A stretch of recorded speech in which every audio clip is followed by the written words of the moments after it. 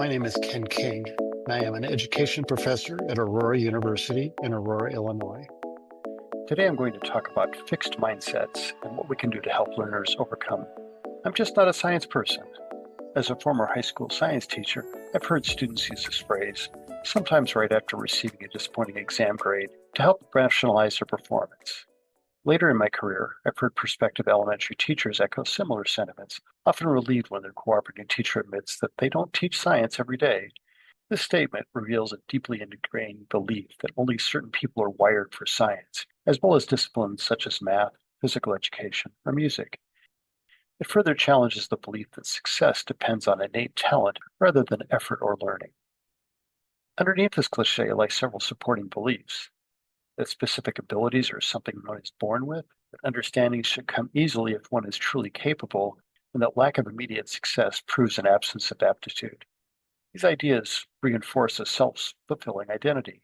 I'm not a science person that discourages persistence, curiosity, and risk-taking.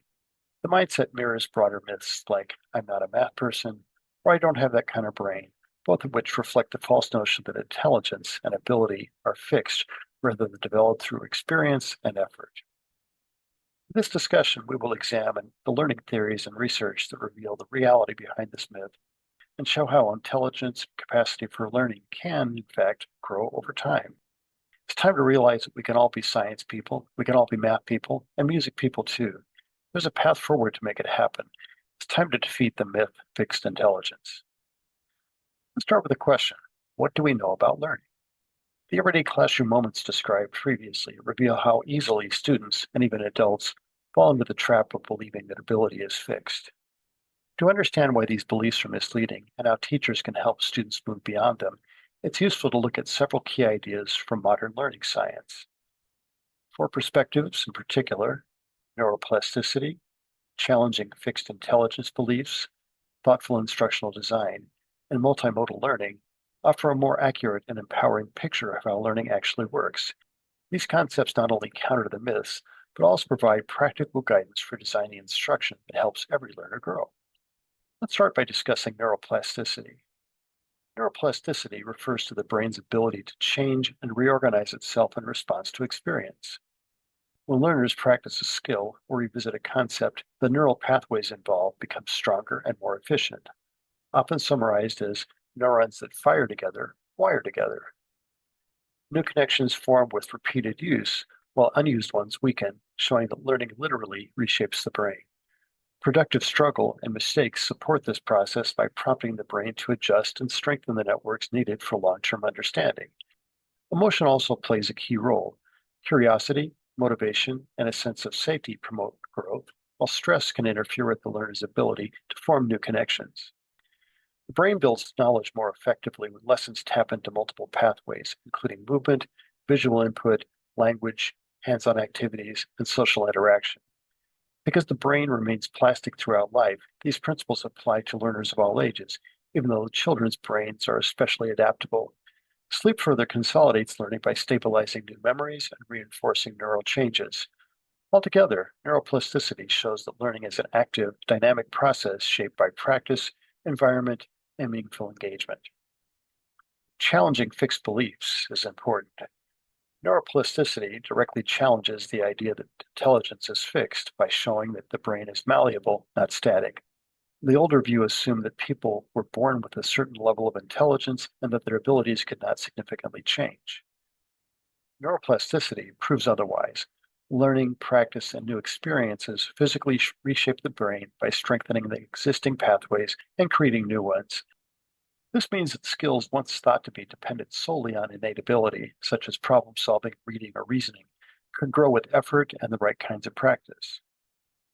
Because neural connections continue to form throughout life, neuroplasticity shows that intelligence is dynamic and expandable. When learners engage in challenging tasks, make mistakes, receive feedback, and persist through difficulty, their brains adapt and become more efficient in handling complex thinking. This directly contradicts the fixed intelligence mindset and supports the growth mindset.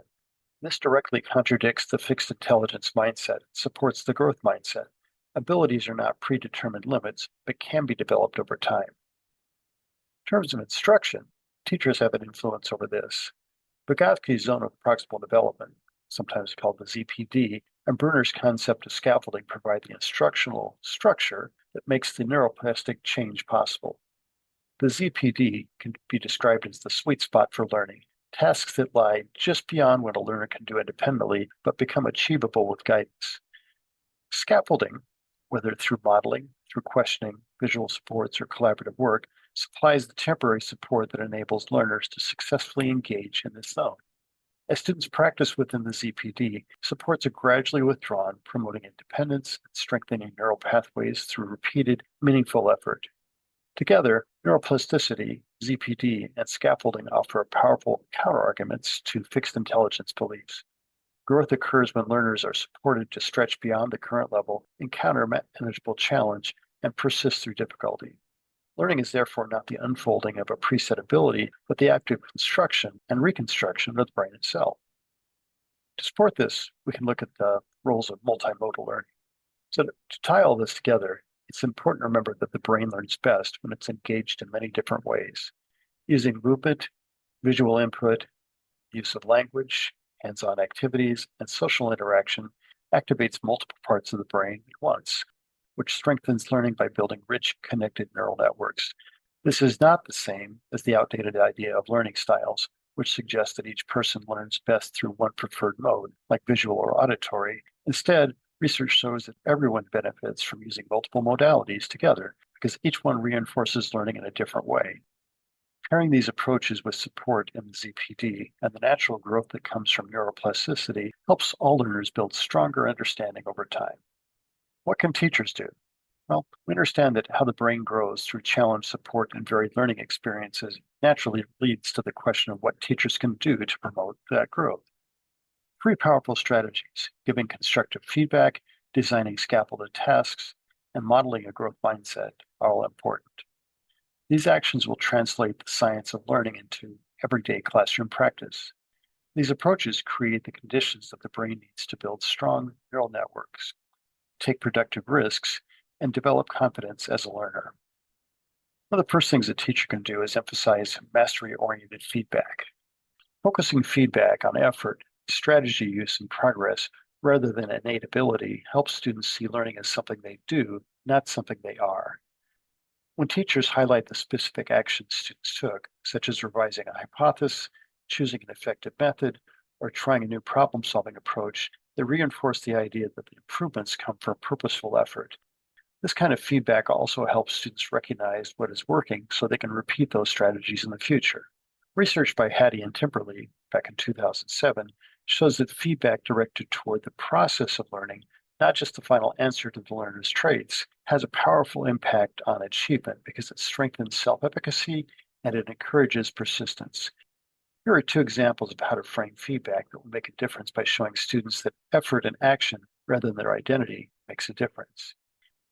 In a science example, providing feedback such as, "You tried two different ways to solve that chemistry problem before finding a method that worked. That persistence and willingness to test strategies is what helped you get the correct answer. Keep using that approach." This works because it praises the strategy, revising the procedure, and the effort, running the trial again, and the growth, clearer results, rather than labeling the student as being good at science.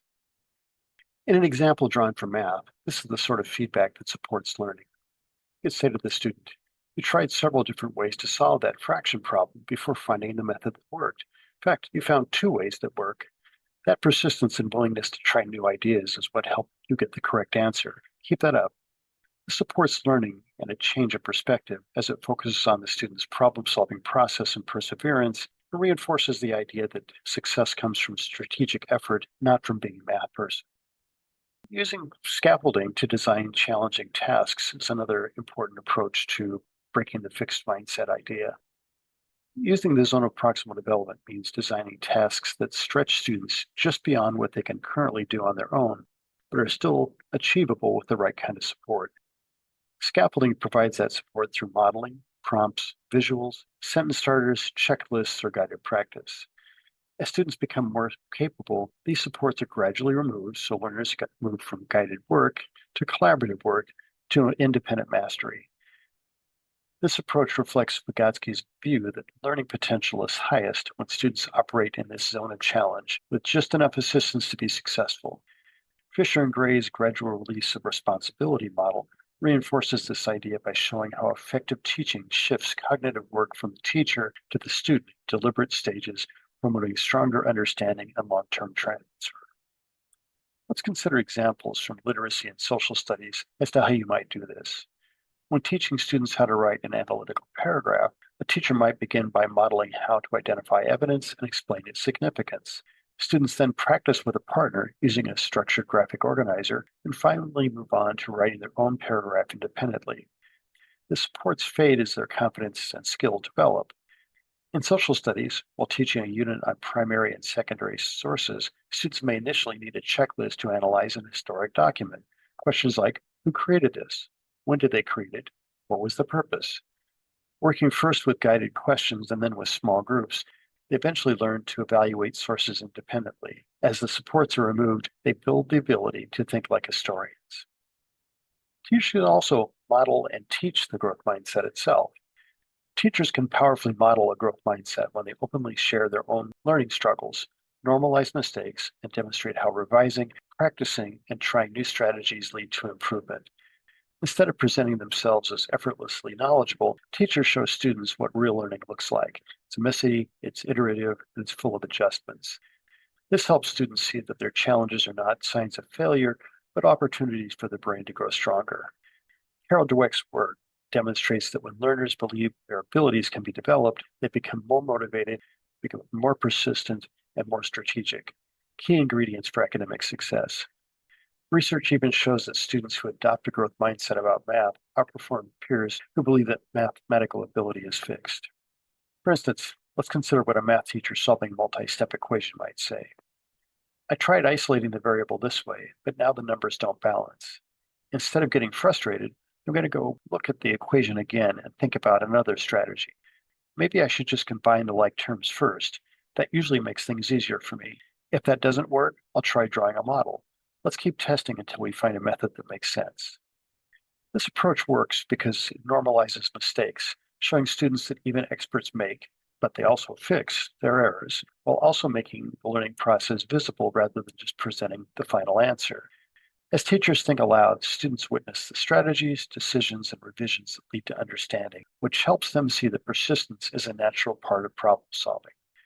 By narrating how they check their work, revise their steps, and try new approaches, teachers connect effort directly to growth and reinforce the idea that improvement comes from practice, not from innate ability. In doing so, they model a growth mindset using language that highlights ability as something that develops over time through deliberate effort. To close, let's consider the roles of intelligence and what takes place in your classroom. Intelligence, which includes the learner's ability to understand and succeed in science and other disciplines, is not a fixed trait that students either possess or lack. It's dynamic and it grows through challenge, well-timed support, persistence, and meaningful learning experiences. As an early career teacher, you play a crucial role in shaping that growth by offering constructive feedback, designing appropriately challenging tasks, providing thoughtful scaffolding, and modeling a growth mindset in your daily interactions. When you intentionally apply these principles, you help all learners move beyond limiting beliefs, especially those who think they are not science people, and create a classroom environment where every student sees their potential to develop and improve. Thank you for listening. I hope that you become a regular follower of this podcast channel. And remember, as a new teacher, we are here to help you.